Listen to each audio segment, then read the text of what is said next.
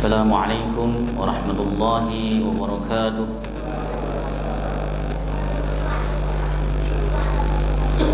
Alhamdulillahilladzi hadana li hadza wa ma kunna linahtadiya laula an hadana Allah. Asyhadu an la ilaha illallah wahdahu la syarika lahu wa asyhadu anna Muhammadan abduhu wa rasuluh. Allahumma fassalli wa sallim wa barik ala hadzal nabiyil karim nabiyina Muhammadin sallallahu alaihi wasallam wa ala alihi wa sahbihi wa man tabi'ahu ila yaumiddin. Amma ba'du fa ya ibadallah, usikum nafsi wa iyaya bi taqwallah wa ta'atihi la'allakum tuflihun. Qala Allah ta'ala fi kitabihil karim wa huwa asdaqul qailin. يا أيها الذين آمنوا اتقوا الله حق تقاته ولا تموتن إلا وأنتم مسلمون فإن أحسن الحديث كتاب الله وخير الهدي هدي محمد وشر الأمور محدثاتها وكل محدثات بدعة وكل بدعة ضلالة. Alhamdulillah, segala puji bagi Allah Subhanahu wa taala, Tuhan semesta alam, yang telah memberikan kita nikmatul iman wal Islam wa sihatil badan, sehingga pada kesempatan malam hari ini kita bisa melaksanakan ibadah sholat maghrib berjamaah disambung dengan halaqah sejenak dalam rangka membahas agamanya Allah Subhanahu wa taala. Salawat beserta salam mudah-mudahan terus tercurah ke pangkuan Rasulullah Muhammad sallallahu alaihi wasallam beserta seluruh keluarga beliau, sahabat, kerabat dan pengikutnya, serta kita semuanya umat beliau, umat dakwah ijabah yang senantiasa istiqamah konsisten dalam menjalankan dan mengerjakan sunnah-sunnahnya hingga akhir masa nanti. Jamaah sekalian yang dimuliakan oleh Allah Subhanahu wa taala, kita kembali akan membahas kitab Taisirul Alam Syarah Umdatil Ahkam karangan Syekh Abdullah Al-Basam. InsyaAllah kita pada kesempatan kali ini akan membahas hadis nomor 126. Mudah-mudahan pembahasan ini mendapat ridho dari Allah Subhanahu wa taala, menjadikan kita tambah wawasan agama kita, sehingga berimplikasi kepada tambah iman dan takwa kita kepada Allah Subhanahu wa taala. Bismillahirrahmanirrahim. Qala al-muallif rahimahullahu taala wa nafa'na bihi wa bi'ulumihi fid dharain. Rabbana shrah lana sudurana wa yassir lana umurana wahlul 'uqdatam min alsinatina yafqahu aqwalana. Bismillahirrahmanirrahim. Al-haditsus sadisu wal 'ishruna ba'dal mi'ah. Hadis yang nomor 126, an Sumay Maula Abi Bakar bin Abdurrahman bin Al-Haris bin Hisham an Abi Salih As-Sammani an Abi Hurairah radhiyallahu taala anhu. Dari Sumai, beliau adalah budak dari Abi Bakar bin Abdurrahman bin Al-Haris bin Hisham. Beliau meriwayatkan dari Abu Salih. Abu Salih ini adalah salah satu tabi'in besar. Beliau terkenal sebagai tabi'in yang siqah, murid dari Abu Hurairah. Beliau meriwayatkan an Abi Hurairah radhiyallahu taala anhu, dari Abu Hurairah, semoga Allah Subhanahu wa taala ridha kepada beliau. Abu Hurairah ini sahabat Nabi sallallahu alaihi wasallam yang namanya saja itu para ulama berselisih. Ya, nama aslinya, karena memang beberapa sahabat itu lebih dikenal dengan nama kunyah, nama gelar, dan mereka lebih suka dipanggil dengan kunyah. Makanya berkunyah itu merupakan anjuran Nabi. Kita itu disuruh untuk berkunyah. Kenapa? Karena Nabi pun berkunyah, Abu Thahir, Abu Qasim, ya. Dan para sahabat Nabi pun berkunyah, Abu Hafs, Umar bin Khattab, ya. Kemudian Abu Asma, kemudian yang lain-lain sebagainya. Jadi mereka menggunakan kunyah. Ya, kita pun disuruh berkunyah, Abu Zar Al-Ghifari, Abu Hurairah, ya, Abu Nu'man dan sebagainya. Ya. Kita dianjurkan untuk berkunyah karena kunyah itu merupakan nama panggilan yang disukai oleh orang yang bersangkutan. Abu Hurairah nama kunyahnya, nama aslinya para ulama ikhtilaf. Tapi yang paling masyhur adalah nama Abu Hurairah adalah Abdurrahman bin Sakhr. Beliau adalah sahabat yang paling banyak meriwayatkan hadis. Hadis yang diriwayatkan beliau lebih dari 4.000 hadis. Ya, tersebar di dalam kutubut tis'ah bahkan. Nah, orang-orang orientalis itu meragukan kevalidan Abu Hurairah. Kenapa? Abu Hurairah itu masuk Islam dan berkumpul bersama Nabi itu cuma 3 tahun. Tetapi riwayat hadisnya segitu banyaknya. Maka orang orientalis mengatakan tidak mungkin. Kenapa enggak sahabat-sahabat yang lain? Nah, akhirnya kemudian para ulama, pendekar-pendekar Ahlus Sunnah wal Jamaah bangkit membela Abu Hurairah, ya, bahwa Abu Hurairah ini merupakan seorang sahabat yang mendapat berkah dari doa Nabi sallallahu alaihi wasallam, didoakan supaya hafalannya kuat, ya. Bahkan beliau termasuk orang yang juhud, bersungguh-sungguh di dalam mengumpulkan hadis. Kalau beliau tidak mendengarkan langsung dari Rasulullah sallallahu alaihi wasallam, beliau datangi sahabat lain untuk bertanya tentang hadis Nabi sallallahu alaihi wasallam.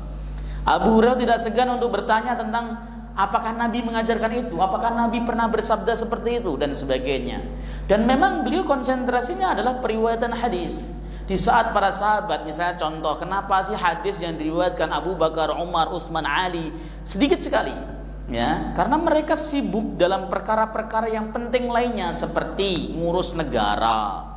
Itu perlu konsentrasi. Para sahabat itu ketika jadi khalifah, mereka tidak main-main, mereka urus negara dengan totalitas sehingga tidak ada waktu lagi untuk mengumpulkan dan kodifikasi hadis.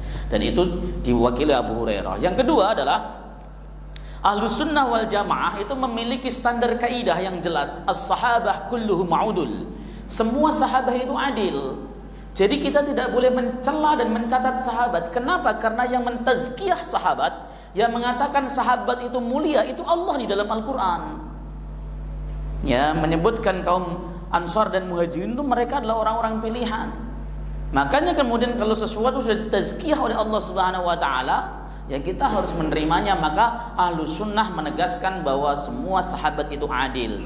Nah, kaidah inilah yang kemudian diserang oleh orientalis dan juga oleh orang-orang Syiah. Kalau mereka supaya ada celah untuk mengkritik Abu Hurairah, mengkritik Muawiyah bin Abi Sufyan, maka kaidah ini harus gugur dulu. As-sahabah kulluhum ma'udul, harus gugur dulu. Kalau masih ada, nggak bakal berani ngutik-ngutik sahabat. Tapi kalau kaidah ini nggak berlaku, sahabat mah ada yang nggak baik, ada yang brengsek misalnya. Lalu kemudian mereka mulai berani ngutik-ngutik tentang keadalahan Muawiyah, keadalahan Abu Hurairah, kemudian masuk kepada sahabat-sahabat lain, mengkritisi habis-habisan seperti itu. Ya, itu sahabat Abu Hurairah memang dari dulu kala sampai hari ini beliau adalah sasaran kritik, ya, untuk diruntuhkan, untuk di downgrade, Ya, tujuannya apa? Kalau kemudian Abu Hurairah ini kemudian kita nyatakan tidak valid, gugur hadisnya, maka 4.000 hadis lebih harus tidak boleh kita amalkan. Kalau begitu kita nanti cara beribadah kita akan timpang. Ya, hadis tentang azab kubur banyak dari Abu Hurairah, hadis tentang masalah sholat banyak dari Abu Hurairah. Itu harus dibuang semuanya. Sebenarnya itu yang dikehendaki oleh mereka musuh Ahlussunnah wal Jamaah. Begitu. Nah, Abu Hurairah berkata, "Anna fuqara al-muhajirina atau Rasulullah sallallahu alaihi wasallam faqalu." Sesungguhnya orang-orang fakir muhajirin datang menghadap Nabi sallallahu alaihi wasallam dan mereka berkata, "Ya Rasulullah, wahai Rasulullah, zahaba ahlud dusuri bid darajat. Zahaba ahlud dusuri bid darajatil ula wan na'imil muqim."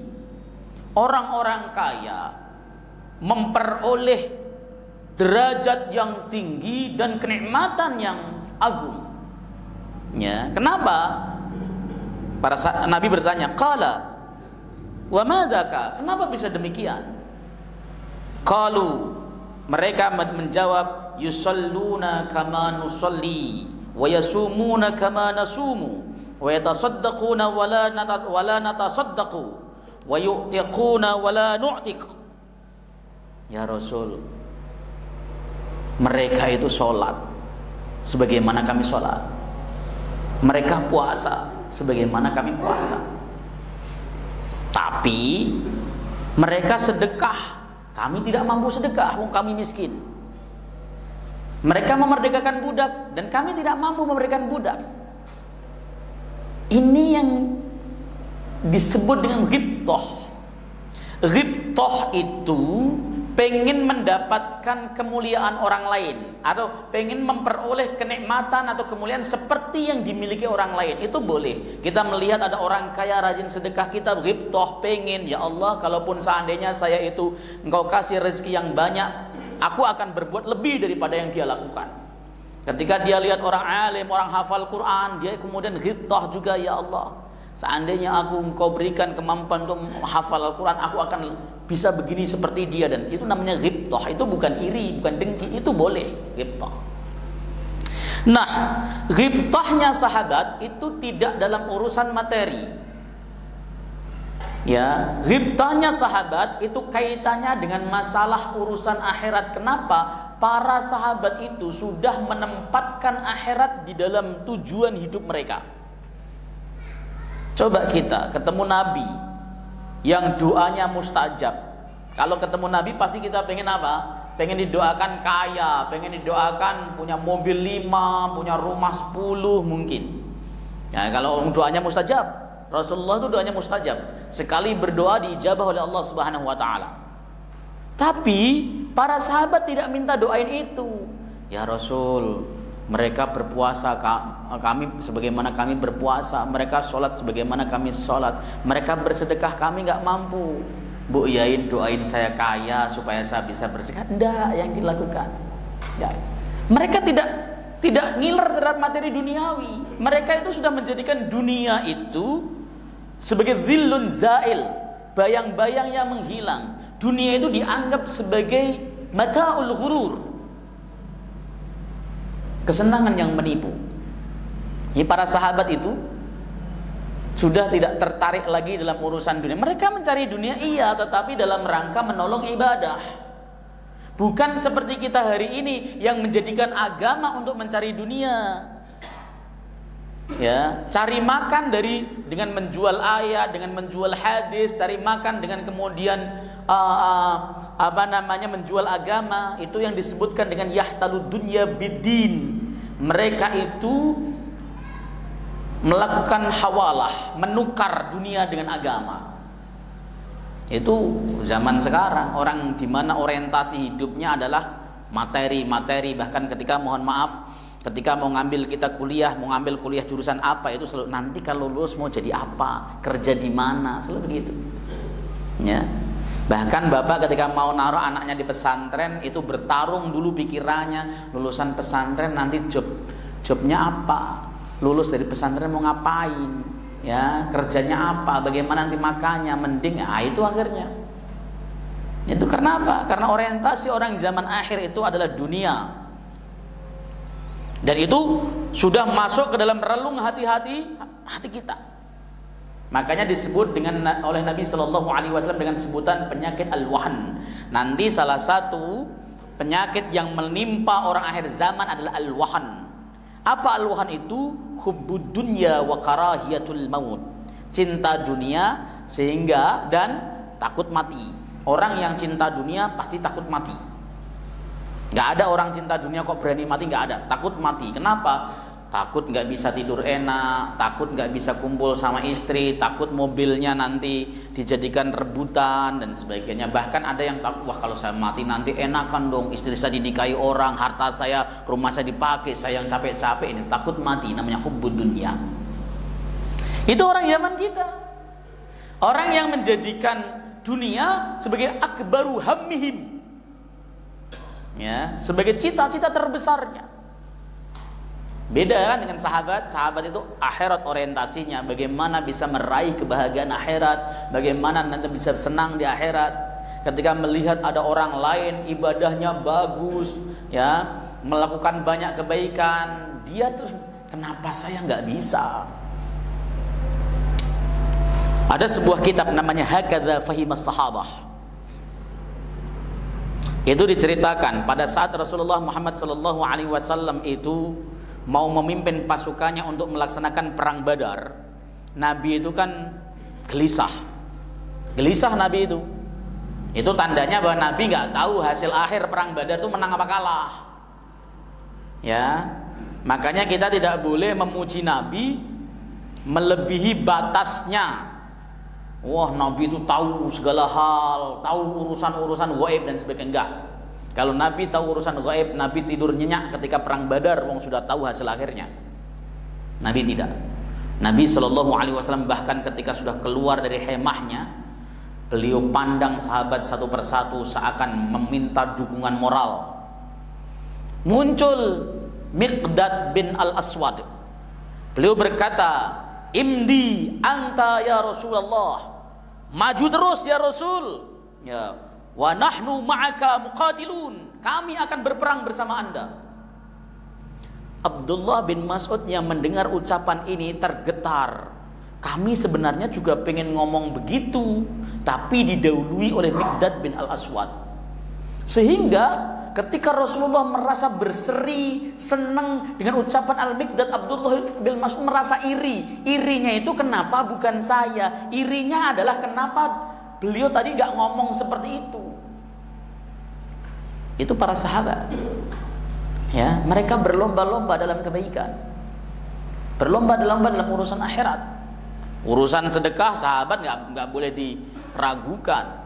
Ya, ketika Nabi Shallallahu Alaihi Wasallam memerintahkan bersedekah, sahabat yang punya harta pulang ke rumah ambil hartanya, sahabat yang nggak punya harta pergi ke hutan, ya, cari kayu bakar, kemudian dipanggul, dibawa ke pasar, dijual kayu bakarnya, hasilnya disedekahkan di jalan Allah Subhanahu Wa Taala. Kenapa? Karena mereka berlomba-lomba dalam kebaikan, karena tujuan hidupnya itu akhirat. Dalam kitab yang sama, Hakadha Fahimas Sahabah, juga dijelaskan suatu hari, kata Umar bin Khattab radhiyallahu taala anhu, suatu hari Rasulullah sallallahu alaihi wasallam menganjurkan bersedekah dan kebetulan aku punya harta. Akan aku sedekahkan separuh dari hartaku, kata Umar. Lalu dipikullah atau dibawalah separuh hartanya menghadap Rasulullah sallallahu alaihi wasallam. Ya, kata Rasul, "Ma tarakta li ahlika ya Umar?" Apa yang kau tinggalkan untuk keluargamu wahai Umar? Umar menjawab, "Nisfah." Aku meninggalkan separuh hartaku. Separuh harta luar biasa. Faja'ahu Abu Bakar As-Siddiq bimalihi kullih. Datanglah lalu Abu Bakar As-Siddiq dengan membawa seluruh hartanya. Bukan separuh lagi, seluruh hartanya dibawa, disedekahkan semua di jalan Allah Subhanahu wa taala. Nabi mengatakan, "Ma tarakta li ahlika ya Abu Bakar." Apa yang kamu tinggalkan untuk keluargamu wahai Abu Bakar? Abu Bakar menjawab, "Allah wa rasuluh." Allah dan Rasulnya. Tergetar hatinya Umar bin Khattab. Mau sedekah udah separuh harta, udah banyak, masih kalah. Begitulah saingan di kalangan sahabat untuk urusan akhirat. Tapi mereka tidak pernah saingan dalam urusan dunia. Beda hari ini dengan kita. Kita tuh bisa saingan masalah urusan masalah jabatan, masalah kedudukan. Kadang-kadang masalah jadwal khutbah saja, ustadz sama ustadz itu bisa pelotot-pelototan. Hanya masalah jadwal khutbah. Masalah banyaknya pengikut atau jamaah juga sama. Nah, ini yang kemudian menjadi pelajaran bagi kita. Hidup itu sementara. Orientasi hidup kita harus kita rubah. Yang asalnya akhirat kita jadikan justru untuk mencari dunia, sekarang jadikanlah dunia kita untuk menggapai kebahagiaan akhirat. Wabtaghi fima ataakallahu daral akhirah wala tansa nasibaka minad dunya. Cari apa yang Allah Subhanahu wa taala sediakan, yaitu kehidupan akhirat, namun jangan lupakan bagianmu dalam kehidupan dunia ini. Kerja, makan enak silahkan, tapi orientasi kita adalah akhirat. Itu kita belajar dari sahabat. Nah, sahabat protes begitu tuh bukan protes pengen didoakan kaya, enggak. Lah kami kok kalah dalam masalah pahala. Kaya miskin kan ketentuan Allah. Tapi kalau kemudian orang kaya bisa bersedekah, bisa memerdekakan budak, lah kami tidak bisa, kan kami kalah pahala. Itu kata orang-orang miskin. Faqala Rasulullah sallallahu alaihi wasallam, Nabi pun bersabda, afala uallimukum syai'an tudrikuna bihi man sabaqakum wa tasbiquna man ba'dakum. Mau enggak kamu saya ajari sesuatu yang kamu akan bisa menyusul orang yang mendahului kamu, dan kamu akan mengalahkan orang-orang yang di belakang kamu. Itu orang-orang kaya akan kamu susul kalau kamu melakukan ini. Mau nggak? Nah, maka sahabat mau semuanya. Lalu Nabi menyelamatkan sabdanya, wala yakunu ahadun afdala minkum, dan tidak ada satupun orang yang lebih utama dibanding dengan kalian semuanya. Illa man sana'a misla ma sana'tum, kecuali orang yang melakukan seperti apa yang kalian lakukan. Ya, amaliyah, diajari amaliyah. Kamu mau nggak saya kasih amalan yang kalau kamu lakukan itu kamu bisa nyusul mereka dan bisa mengalahkan orang-orang yang di bawah kamu, dan tidak ada seorang pun yang lebih mulia mengalahkan kemuliaanmu selagi mereka tidak mengamalkan apa yang kamu amalkan. Kalau mereka mengamalkan, ya sama mulianya. Qalu, mereka para sahabat menjawab, bala, mau ya Rasul. Bala ya Rasulullah, mau ya Rasul. Qala, Nabi menjawab, tusabbihuna wa tukabbiruna wa tahmaduna dubura kulli salatin 33 marratan. Bacalah tasbih, baca takbir, baca tahmid selesai melaksanakan sholat, atau ya setelah melaksanakan sholat 33 kali. Ini redaksinya dalam hadis itu balik-balik. Ada yang tasbih, takbir, tahmid, ada yang tasbih, tahmid, takbir. Karena memang menggunakan wawu mutlaqil jam'i. Jadi boleh didulukan mana saja, yang penting bilangannya 33 kali. Nah, ada pendapat atau perdebatan yang unik terkait masalah ini di kalangan ulama. Apakah akan mendapat pahala serupa jika bacanya lebih? Kan yang dianjurkan syariat 33. Dia bacanya 50 misalnya. Lah kalau kita orang Indonesia kan dianggap banyak. Wah, makin banyak makin bagus nih. Ya. Kan kita suka begitu. Para ulama berbeda pendapat. Ada yang mengatakan tidak dapat. Kenapa? Karena itu adalah hasr, batasan. 33 ya 33, maka ngitungnya yang benar. Jangan ngitung sambil ngantuk. Bolak-balik kan ada kurang ada. Apakah akan mendapat kemuliaan seperti itu yang tidak 33? Sebagian ulama mengatakan tidak, dia harus 33. Sebagian lagi mengatakan dapat, yang penting lebih dari 33, jangan sampai kurang. Perdebatan. Karena perdebatan semacam ini, kita ambil jalan yang paling selamat. Apa? Berusahalah untuk tepat 33 kali. Subhanallah, subhanallah, subhanallah, subhanallah, subhanallah, subhanallah, subhanallah. Dilihat benar-benar tangannya. Jangan kemudian ngutung 4 kali di sini, kan seperti itu ya. Dilihat benar-benar, itu namanya zikir dengan konsentrasi. Ya, para ulama menyebutkan demikian. Ini amalan enteng, ringan. Ya. Kenapa dianggap ringan? Ya cuman 33 kali. Nggak sampai 5 menit. Tapi kenapa jarang orang bisa mengamalkan ini? Karena harus rutin. Istiqomah itu yang berat. Rutin itu yang berat. Kalau cuman sekali 2 kali bisa. Rutin yang berat kadang-kadang mohon maaf. Kita baru assalamualaikum warahmatullah, assalamualaikum warahmatullah. Ada sesuatu yang menjadikan kita berpaling dari zikir. Misalnya istri tiba-tiba nelpon, kita angkat telepon, pulang ke rumah lupa zikir kepada Allah Subhanahu wa taala. Sering. Ya. Yang kerja misalnya jadi ojol, tiba-tiba pas salam selesai orderan masuk, bablas langsung tanpa zikir. Banyak terjadi. Atau bahkan diantara kita ketika selesai sholat langsung sama kanan kirinya ngobrol sehingga lupa berzikir. Sering terjadi.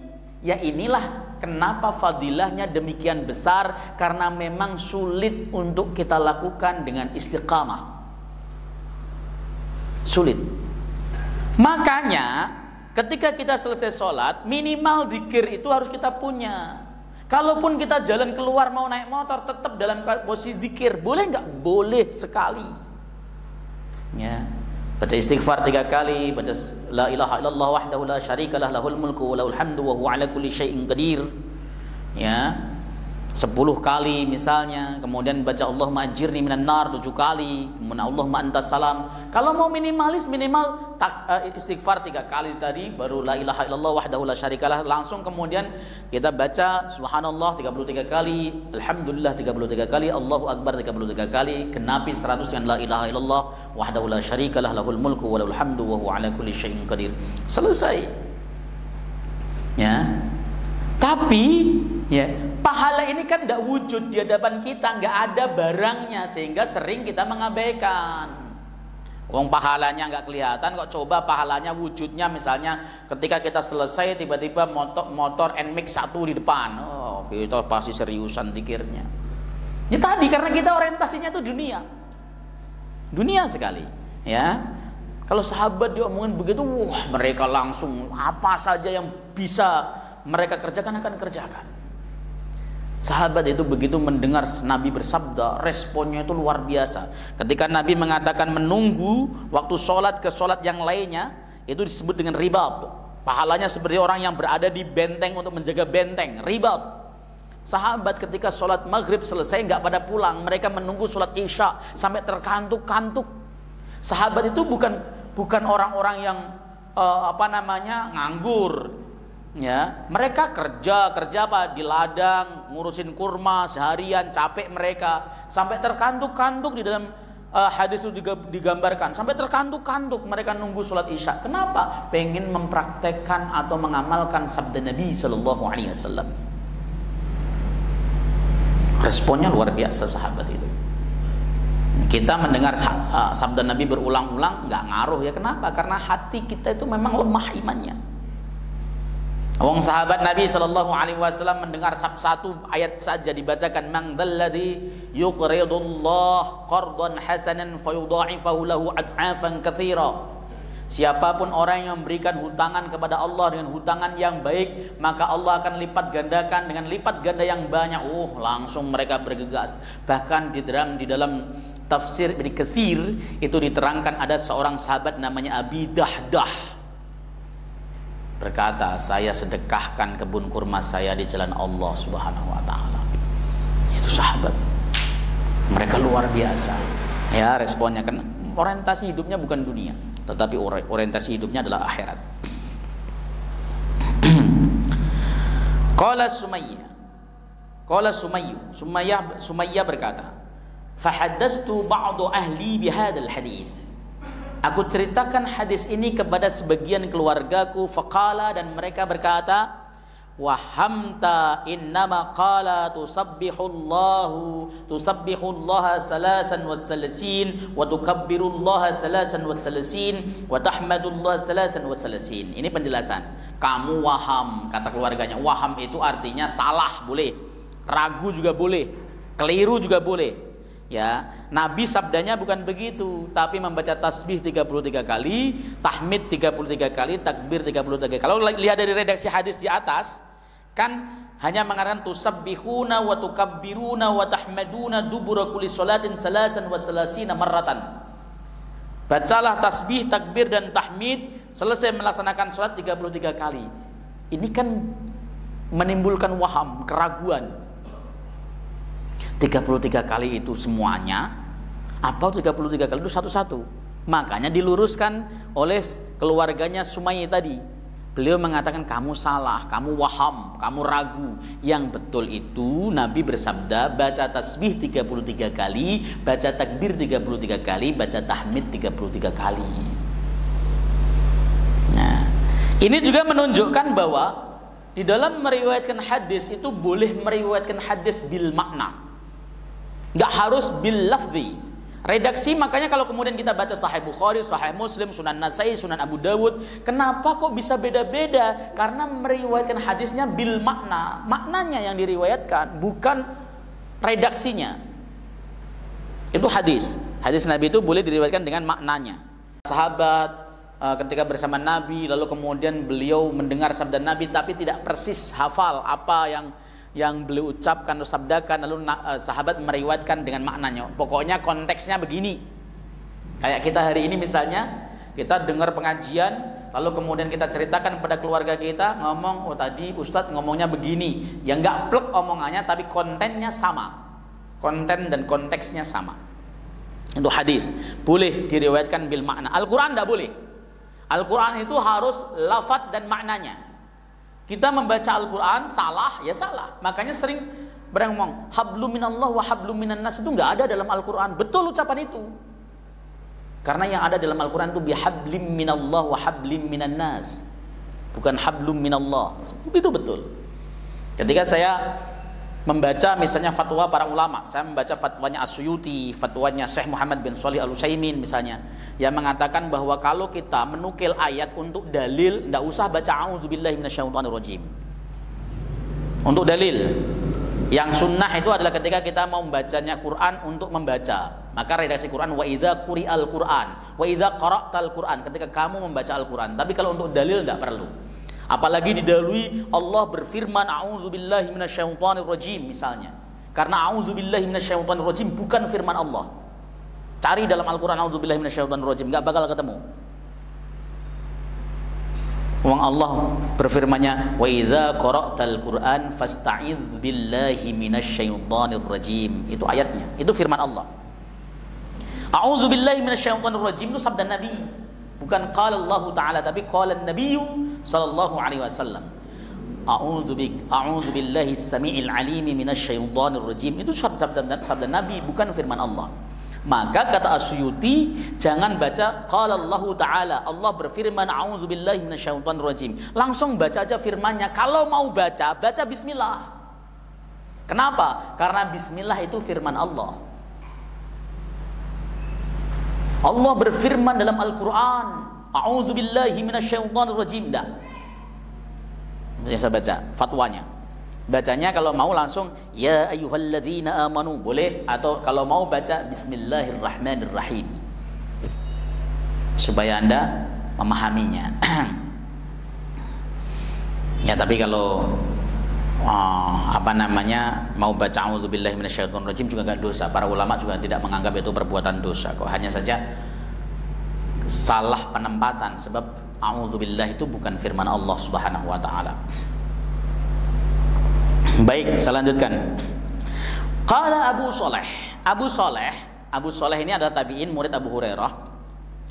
Faraja'a fuqara'ul muhajirina ila Rasulillah sallallahu alaihi wasallam, maka kembalilah orang-orang fakir muhajirin tadi menghadap Nabi sallallahu alaihi wasallam. Sambungan kisah yang menceritakan Abu Shalih, mestinya sambungan kisah ini mursal, karena Abu Shalih tidak pernah ketemu Rasulullah sallallahu alaihi wasallam.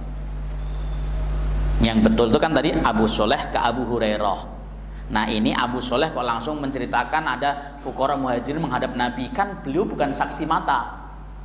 Abu Shalih itu tabi'in, nggak ketemu Nabi. Yang ketemu Nabi itu sahabat. Nah, maka dalam ilmu hadis disebut mursal. Kehujahan hadis mursal itu ikhtilaf para ulama. Antum bisa baca dalam kitab Taisir Mustalah Hadis karangan Dr. Mahmud Tuhan, itu juga diceritakan banyak. Nah, Abu Sholeh berkata, tapi ini redaksi dalam Bukhari loh ya, dalam Bukhari. Kembalilah orang-orang fakirnya muhajirin menghadap Nabi sallallahu alaihi wasallam, faqalu, dan mereka kemudian berkata, ya Rasulullah, wahai Rasulullah, sami'a ikhwanuna ahlul amwali bima fa'alana. Ya, bima fa'alna. Teman-teman kami yang kaya raya, yang pada kaya, mendengarkan apa yang kami lakukan. Bocor ceritanya. Ya, bocor ke orang-orang kaya, kan ini resep dari Nabi Shallallahu Alaihi Wasallam untuk orang fakir supaya mereka bisa mengalahkan orang kaya atau bisa menyusul orang kaya di dalam masalah amaliyahnya.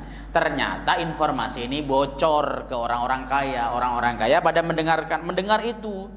Fafa'alu mislah, lalu mereka mengerjakan semisalnya, sama yang kita kerjakan. Akhirnya setelah saya sholat mereka subhanallah, subhanallah, subhanallah juga.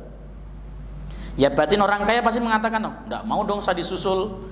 Enak aja saya baca subhanallah juga kan. Kata Nabi tadi, kalau kemudian kalian menjadi orang yang paling utama, kalian akan menyusul orang-orang yang telah membalap Anda, ya, selagi orang tersebut tidak mengamalkan apa yang Anda lakukan. Nah, kalau mereka mengamalkan, ya tidak gitu kan. Nah, ternyata ini bocor ke orang kaya. Orang kaya banyak yang melakukan amaliyah itu.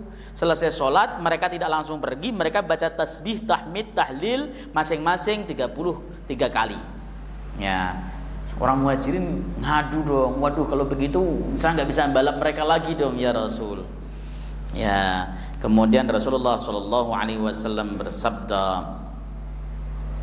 faqala Rasulullah sallallahu alaihi wasallam, Rasul bersabda, dzalika fadlullahi yu'tihi may yasha, itu adalah anugerah Allah yang diberikan kepada siapapun orang yang dikehendaki. Udah enggak usah ngiri.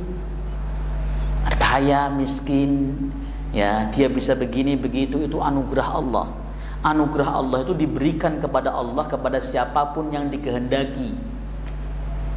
Allah kalau menghendaki seseorang menjadi kaya, ya Allah jadikan kaya, mudahkan rizkinya, maisahnya gampang. Ya, gerak ke kanan jadi uang, gerak ke kiri jadi uang, kejedot aja jadi duit. Kalau orang mau kaya itu gampang sekali langkahnya.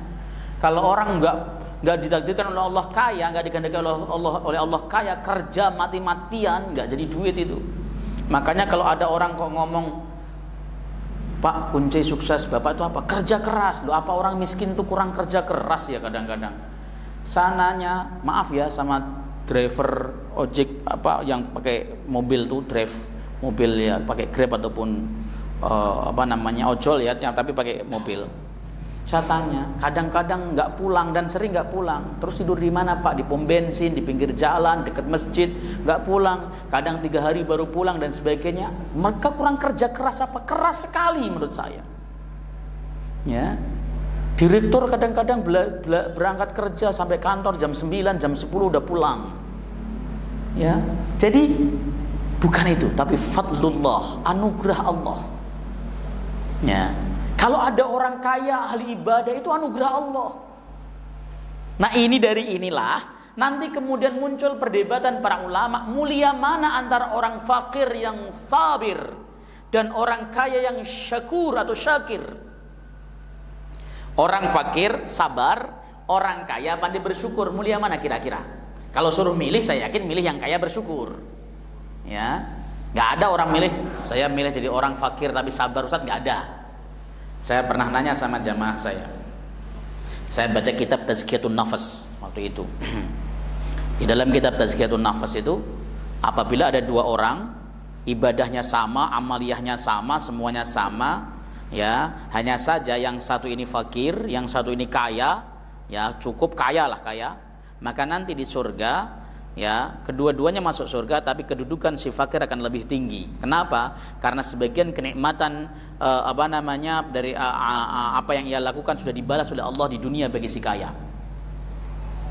Jamaah saya mengatakan, kalau saya suruh milih Ustadz, saya tetap milih kaya. Meskipun masuk surganya di bawah orang fakir nggak masalah. Lah iya, yang penting masuk surga katanya. Ya itu logika orang-orang zaman sekarang gitu kan. Kita itu rata-rata kalau disuruh milih fakir nggak pada berani. Ada nggak kira-kira yang sering berdoa sebagaimana doanya Nabi?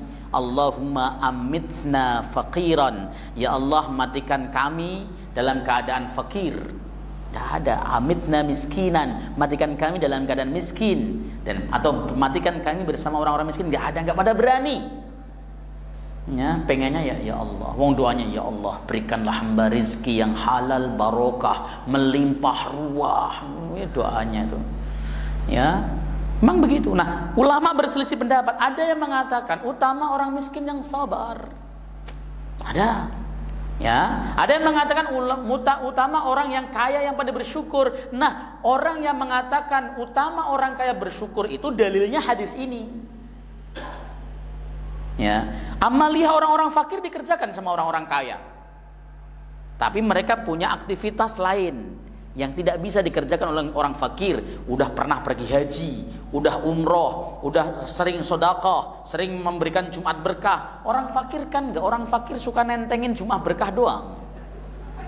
Amaliyah-amaliyah yang lain ya dikerjakan, tapi orang kaya juga mengerjakan. Nah, ini yang dijadikan dalil oleh sebagian ulama yang mengatakan orang kaya bersyukur lebih utama. Saya membaca sebuah kitab, namanya kitab Minhajul Qasidin karangan Al-Imam Abu Faraj Ibnul Jauzi. Jadi Ibnu Qayyim Al-Jauzi dengan Ibnul Jauzi itu dua sosok yang berbeda.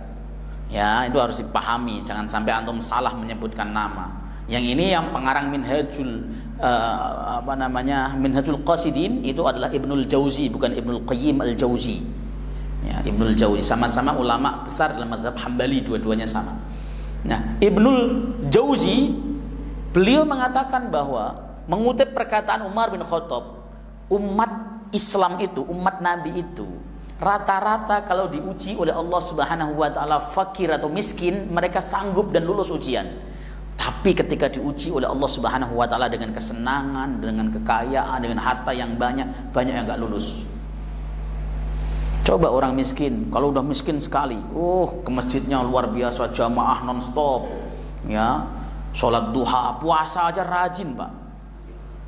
Ya karena ngirit tadi itu ya. Puasa rajin, iktikafnya di masjid diperpanjang, apalagi kalau kemudian di masjid tersebut itu ada buka bersama. Aduh. Nah, itu orang fakir, orang kaya enggak? Orang kaya makin kaya makin pelit. Kenapa? Karena dia merasa nyarinya, saya susah payah nyarinya, Pak. Seperti itu. Ya, makanya ketika orang kaya kok pandai bersyukur, agamanya bagus, sholatnya jamaah rajin, ya mengerjakan hal yang wajibnya rajin, sunnahnya juga rajin, maka dia adalah orang yang mulia. Ya, seperti itu.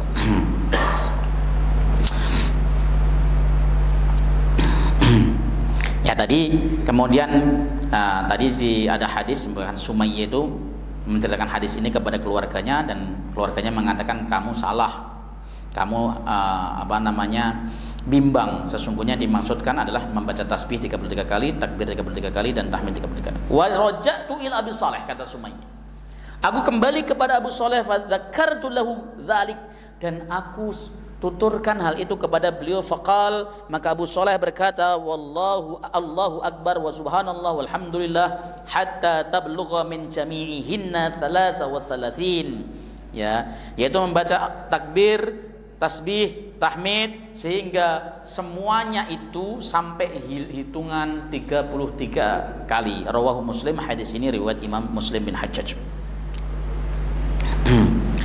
Oke. Waktu Isya masih lama nggak? Berapa?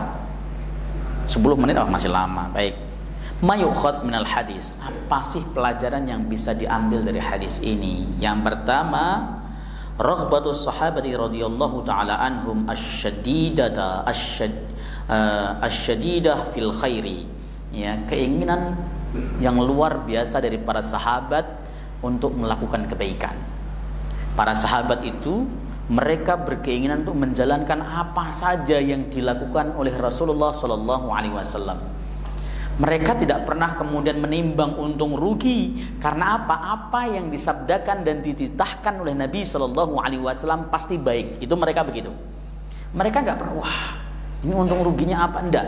Ya, mereka sangat pengen menumpuk kebaikan sebanyak-banyaknya. Mereka bersaing. Itu para sahabat radhiyallahu taala anhum ajmain.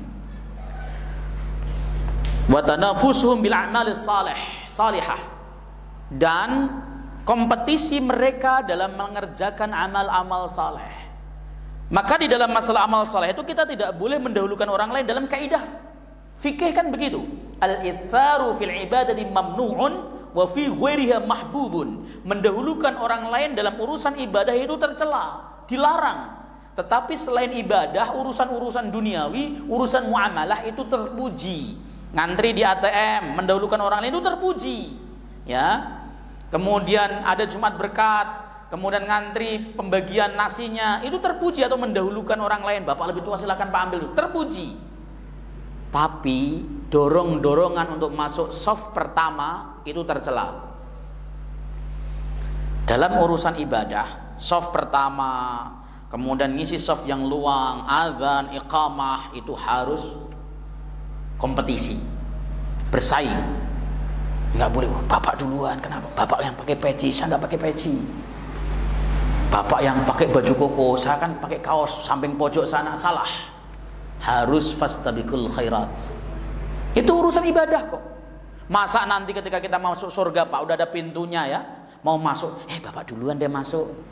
Kenapa? Bapak yang pakai peci masalahnya, saya belakangan aja. Kan enggak, rebutan. Untuk urusan kebaikan itu rebutan. Ya. Apa saja. Misalnya contoh, ini ada saudara kita yang sedang kesusahan. Siapa kira-kira yang membantu? Saya Pak, saya siap membantu. Mental sahabat itu begitu. Ya. Ada tamu nih saya, kata Nabi.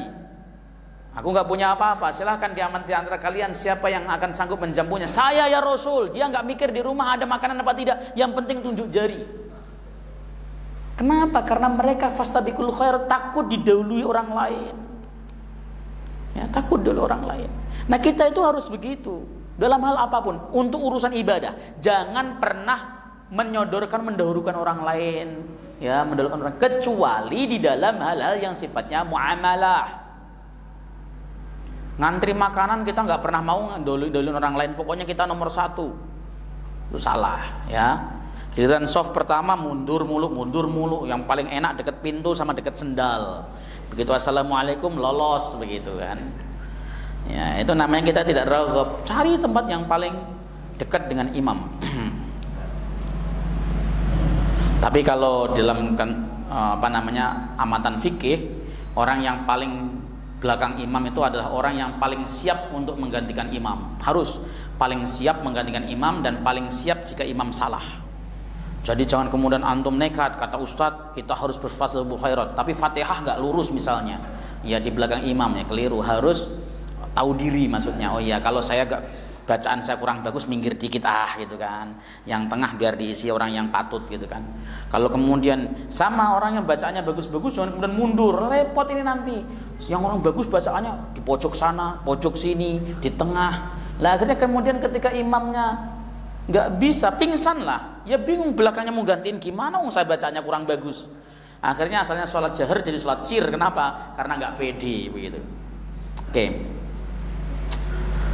Fal fuqara syaqqa alaihim hirmanuhum minal ibadatil maliyah.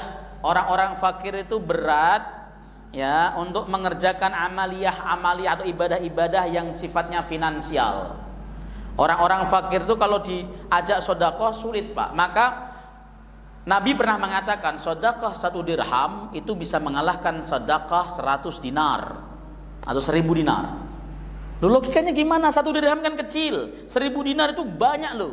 Logikanya adalah ada orang fakir yang dia itu ketika sedekah 1 dirham, saya anggap kalau rupiah 50.000, ketika dia sedekah 50.000, dia harus tidak makan hari itu. Atau minimal dia tidak makan sekali dalam 1 hari. Jatah makannya yang ia kurangi. Karena pengen sedekah, ia kemudian sodorkan uang 50.000, dia rela tidak makan siang. Itu orang miskin. Orang kaya sedekah 1 juta, bersin saja jadi kok. Orang kaya itu, orang kaya yang duitnya misalnya 265, sekian triliun itu.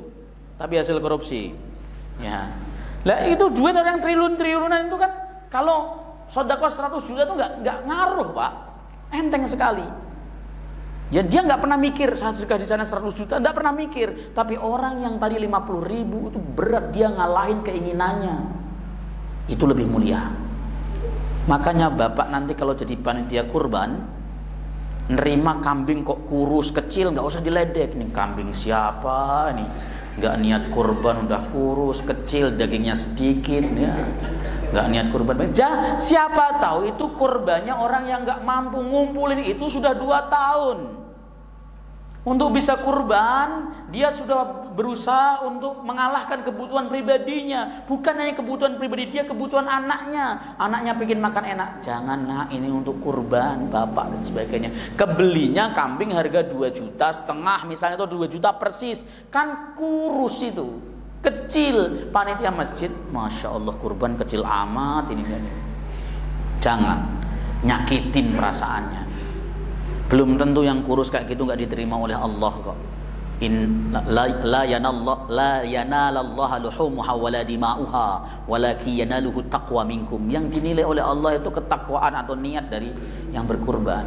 Jangan sekali lagi ya, jangan kemudian merasa kambingnya besar.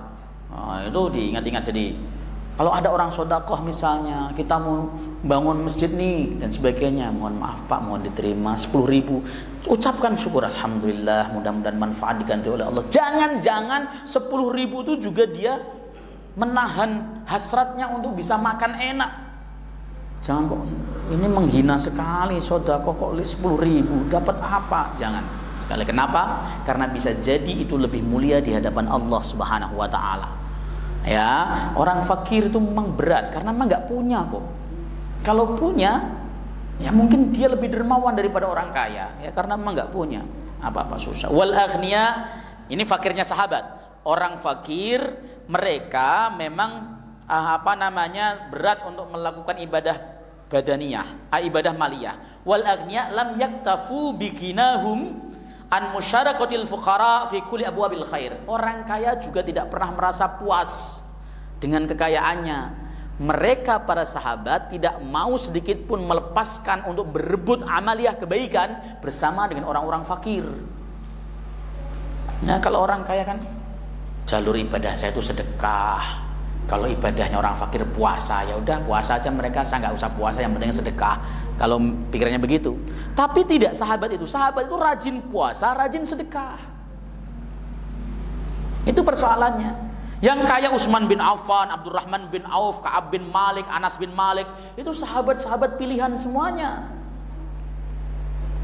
Ya meskipun kita tahu ya bahwa Abu Hurairah pun nanti jadi orang kaya, karena Abu Hurairah itu nanti pada saat kekhalifahan Umar bin Khattab, kalau saya tidak salah, diangkat menjadi gubernur di Bahrain dan pernah menjadi PLT, pejabat sementara gubernur di Madinah. Ya, pada saat gubernurnya sedang pergi haji itu yang ganti Abu Hurairah. Maka orang-orang yang fakir di masa Nabi itu Allah Subhanahu wa taala memberikan kekayaan kepadanya. Wallahu taala alam bisawab. Silakan kalau ada muskil yang ditanyakan. Enggak ada? Oh, silakan Pak. Saya pernah dengar zikir setelah sholat. Jadi ada yang baca Allahumma inni as'aluka al-jannah, Allahumma inni adina minan nar. Jadi gimana itu? Ya, itu doa. Nah, doa itu macam-macam. Ada doa yang disyariatkan, disunahkan, ada doa yang makruh, ada doa yang haram bahkan. Doa yang barusan itu adalah doa bukan dari Nabi Shallallahu Alaihi Wasallam, tapi baik kontennya, dan itu boleh. Tapi kalau kemudian mau zikir kita habis sholat, saya sering mengatakan zikir habis sholat, zikirlah yang masyru' dari Nabi, zikir yang disyariatkan dari Nabi dulu. Kalau mau zikir-zikir yang lain setelahnya, misalnya mau zikir, apakah nggak boleh selesai sholat baca la ilaha illallah? Boleh, silahkan. Selesai sholat baca la ilaha illallah boleh, tapi setelah zikir masyru', setelah zikir yang warid dari Nabi. Zikir dari Nabi selesai, antum kemudian masih mau iktikaf, baca zikir la ilaha illallah, la ilaha illallah, Muhammadur Rasulullah. Kemudian baca lagi misalnya ya hayyu ya qayyum, baca asmaul husna, silahkan. Ya, tapi habis sholat Nabi memberikan tuntunan namanya zikir masyru' atau zikir yang warid dari Nabi Sallallahu Alaihi Wasallam. Ya, jadi kalau redaksinya doa sih bagus, hanya saja bagusnya dibaca setelah zikir warid atau yang diajarkan Nabi. Biasanya orang justru tidak zikir warid dari Nabi Sallallahu Alaihi Wasallam, tapi zikir yang dibuat sendiri dan sebagainya. Nah, zikir Nabi bahkan tidak pernah dibaca. Kemarin saya ngaji di sebuah masjid, ditanya, Ustadz di sini itu selesai sholat begitu salam selesai langsung membaca zikir dari buku ini dan sebagainya. Saya lihat bukunya, oh iya, zikir buku ini nggak masalah sebenarnya, hanya saja setelah selesai sholat bagusnya zikir warid dulu dari Nabi, zikir yang disyariatkan oleh Nabi, diajarkan oleh Nabi, selesai baru zikir itu boleh. Kan memperpanjang i'tikaf boleh. Ketika selesai kita sholat, zikir yang disyariatkan selesai, kemudian kita masih mau di masjid, zikir apa saja kan boleh. Seperti itu mestinya. Jangan kemudian zikir yang tidak warid dari Nabi dibaca, sementara zikir yang warid dari Nabi tidak dibaca. Kenapa kok kita baca zikir yang diajarkan Nabi? Ketika Nabi mengajarkan zikir tersebut dan khusus untuk selesai sholat, berarti ada keistimewaan sendiri. Yakini itu. Baik, ini zikir ini amalan dari kiai saya Ustaz. Nanti saja, zikir dari Nabi dulu kan. Insya Allah akan ada keberkahan. Gitu saja baca. Ya, cukup. Mudah-mudahan manfaat kita menghadiri majlis. Subhanakallahumma bihamdika asyhadu an la ilaha illa anta astaghfiruka wa atubu ilaik. Assalamualaikum warahmatullahi wabarakatuh.